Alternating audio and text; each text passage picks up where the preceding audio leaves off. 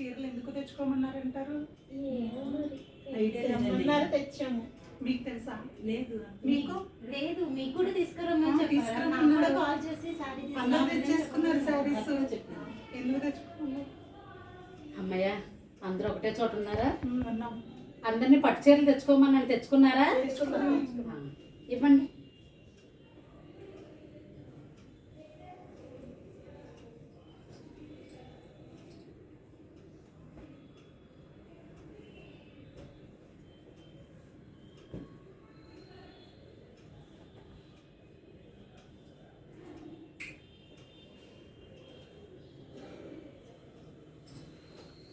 ఇస్తినమ్మా వాయనం. తెచ్చుకుంటున్నాము ఆయన.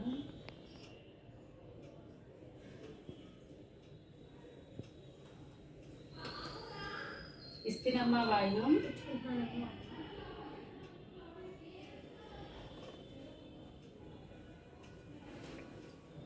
ఇస్తినమ్మా వాయనం.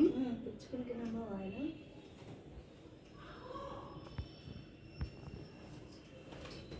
ఇస్తినమ్మా వాయనం.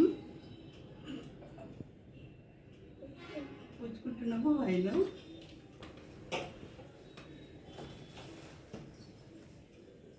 ఇస్తినమ్మా వాయనం. తెచ్చుకుంటున్నామా వాయనం.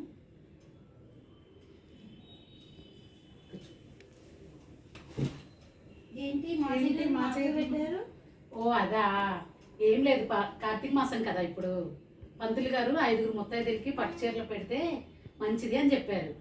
అందుకని పట్టు చీరలు పెడదామని చెప్పి వచ్చాను. అమ్మయ్య, పంతులు గారు చెప్పినట్టు 5 ముత్తైదులకి మంచిగా పట్టు చీరలు పెట్టేశాను. ఈ పుణ్యఫలంతో హ్యాపీగా నిద్రపోతాను. నేను వెళ్ళొస్తానే.